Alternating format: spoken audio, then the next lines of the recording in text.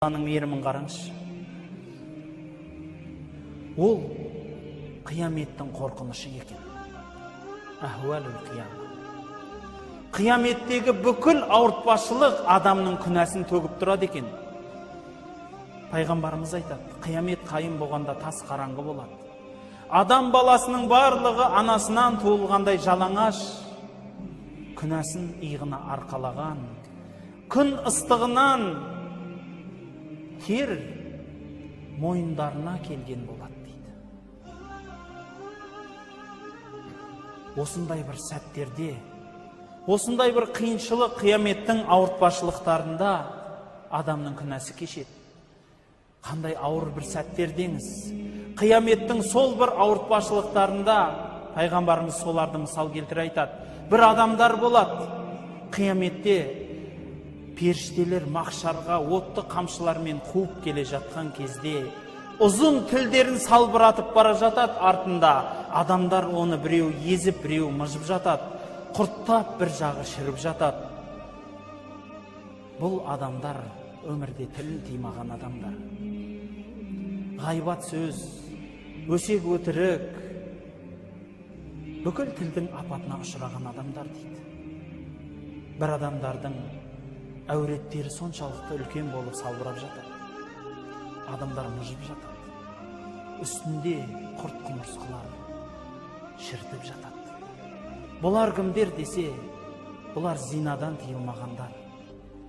Біліп тұрса да, сол күнәдан қайтпағандар дейді. Осылайша қияметте көп адамдар өзінің күнәләрін арқалап келеді. Иығына арқалап келіп, сауал жауапқа мақшар алаңына келеді екен. Міне, осы бір алаңда Алланың кешірім есігінің тағы бірі ашылады. Ол шапағатшылардың шапағаты, бауырлар. Шапағатшылардың шапағаты. Солардың ең үлкені пайғамбарымыздың шапағаты. Бір мысал, пайғамбарымыз саллаллаху алейхи ва саллям айтады. Қиямет қайым болған кезде күту созылып кетеді. Қатты қиналған, күйзелген адамзат пайғамбарларды іздейді. Ең бірінші үлкен атасы пайғамбарға келіп айтады екен: "Уа атамыз, бабамыз, сіз біздің ең алғашқы бастаушымызсыз. Аллаға да бастап барыңыз. Қиямет қайым мынау ауыр ғой. Алла тағала сауал жауабын бастасын. Е дозаққа, е жәннатқа кетейік, бұлай тұрмайық" дейді. Сонда адам ата басын шайқайды. Жоқ, менің қолымнан келмейді бұл нәрсе. Осылайша пайғамбарларды іздей бастайды екен. Нұх пайғамбар, Мұса пайғамбар, Иса пайғамбар, басқа пайғамбарының барлығына келеді, бірақ барлығы басын шайқайды. Кешіріңдер, мен өзімнің жағдайым қандай болады деп уайымдап тұрмын. Мен бұл іс қолымнан келмейтін адаммын дейді.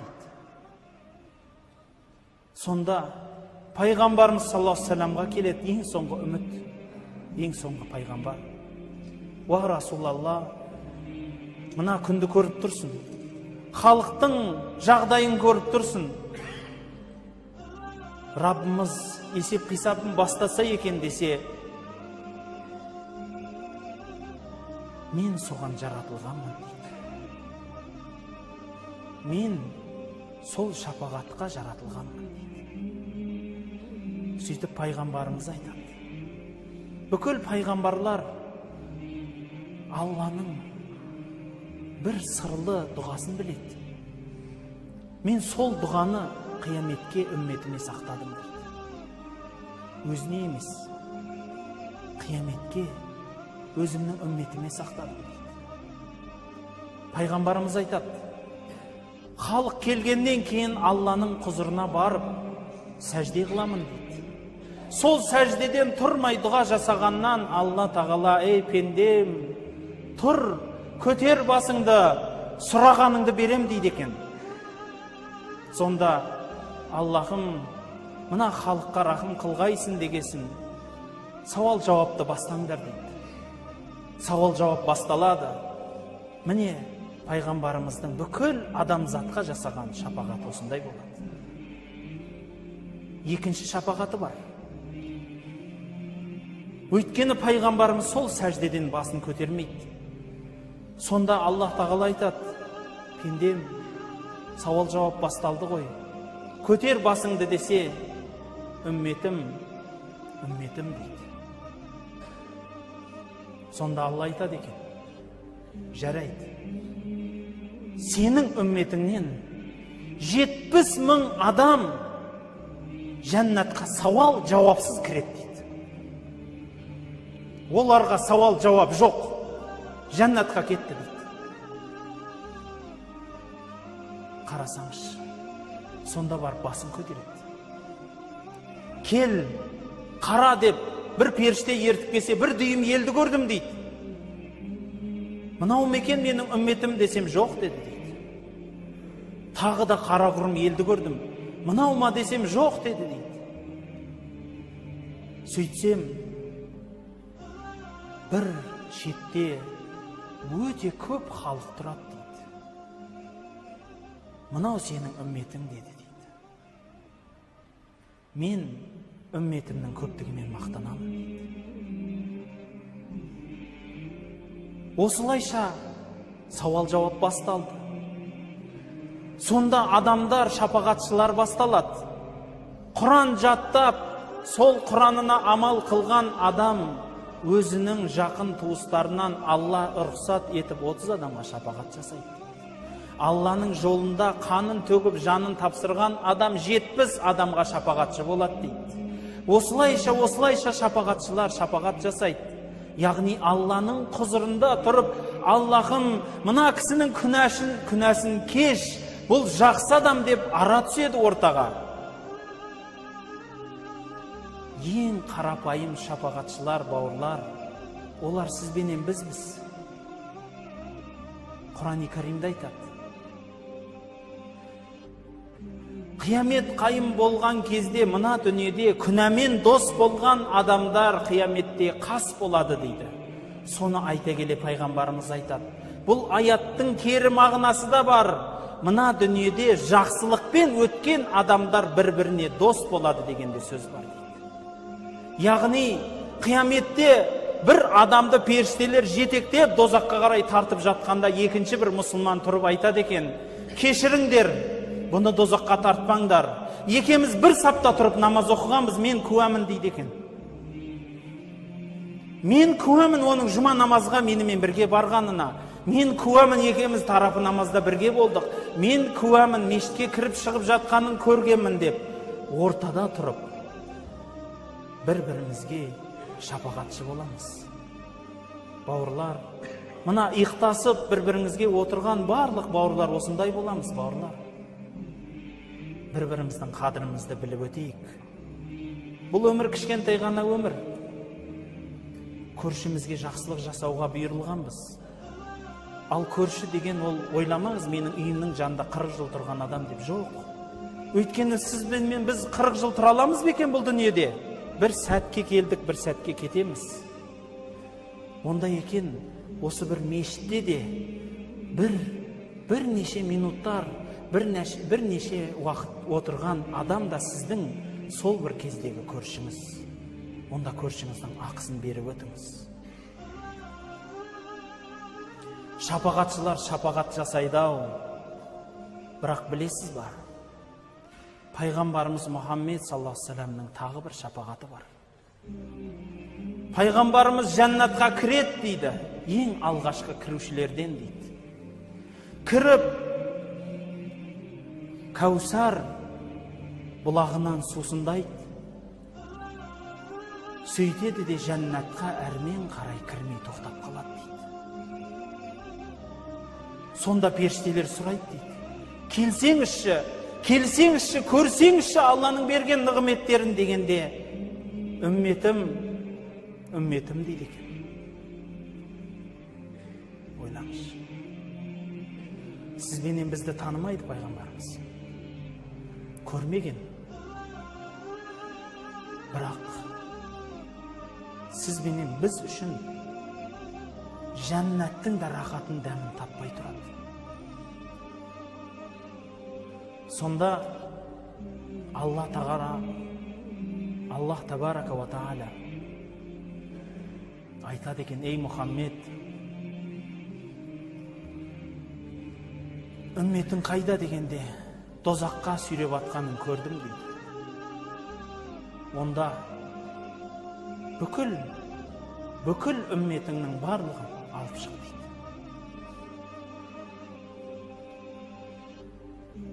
Дозақта бір пайғамбарымыз саллаллаху алейхи вассаламның үмметі қалмайды. Оған дейін күнәсінің көргенін көрер, ауыртпашылығын дәмін татар, бірақ пайғамбарымыз саллаллаху алейхи вассаламның шапағаты менен дозақтан шығарылады. Пайғамбарымызға Аллах айтады: мен сенің үмметіңе осы сәттен бастап дозақты арам еттім дейді. Міне, пайғамбарымыздың осындай шапағаты бар, бауырлар. Ал сізбенен біз пайғамбарымыздың сыртынан қанша салауат айттық екен? Сол кісінің жасап кеткен жақсы істерінің қай бірін сүннет амал екен деп тастамай орындап жүр екенбіз? Сағынасыз бе екен? Сол кісінің сұхбатында болуды армандайсыз бе екен? Ең соңғы 10-шы Алланың қақпасы ол Аллах табарака ва тааля пайғамбарымызға шапағат, үлкен шапағат етуіне рұқсат бергеннен соң айтады екен: бұл менің пендемнің мейірімі, ей халайық қараңдар дейді екен. Бұл менің бір жаратқан пендемнің мейірімінің өзі осы. Ал менің мейірімім шексіз болады. Кімде кімнің жүрегінде қылдайда иманы болса, мен соған дозақты арам еттім дейді екен. Жүрегінде қылдайда, шаңның тозаңындай иманы бар адамды дозақтан алып шығып кетіңдер дейді.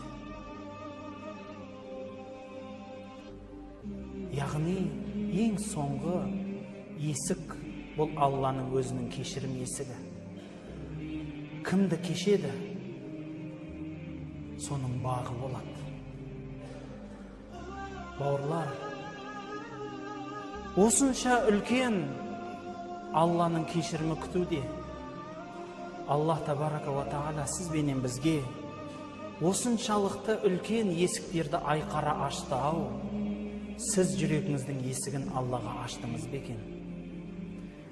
Алла Құдай деп бір сәт жалғыз отырып еске түсірер мекенсіз? Бауырлар, көзіңізді ашыңыз, ояныңыз. Мына өмір қамшының сабындай ғана деп айтады аталарымыз. Өте қысқа өмір, әп-сәттақ өтеді. Бұл өмірдің мақсаты, мәні дүние емес, атақ, мансап емес. Жоқ, бұл өмірге адам ғибадат үшін келді, құлшылық жасау үшін келді, басын сәждеге қою үшін келді. Құранда айтады, дозаққа түсіп кеткен бір адам Аллаға жалынады дейді. Қала раббирджиун, ей Раббым, мені қайтаршы дейді екен. Мені қайтаршы дейді екен. Не үшін? А'малу салихан фима таракт. Өзім тастап кеткен өмірде бір қайырлы іс болса да жасап қалайыншы дейді екен. Бауырлар, Алла Құдай сізбен бізге әлі демімізді, талқанымызды беріп тұр ғой. Уақытымыз бар, дүние құрғыр келеді, қолдың кірі, атақ мансап келеді. Ол да қолдың кірі.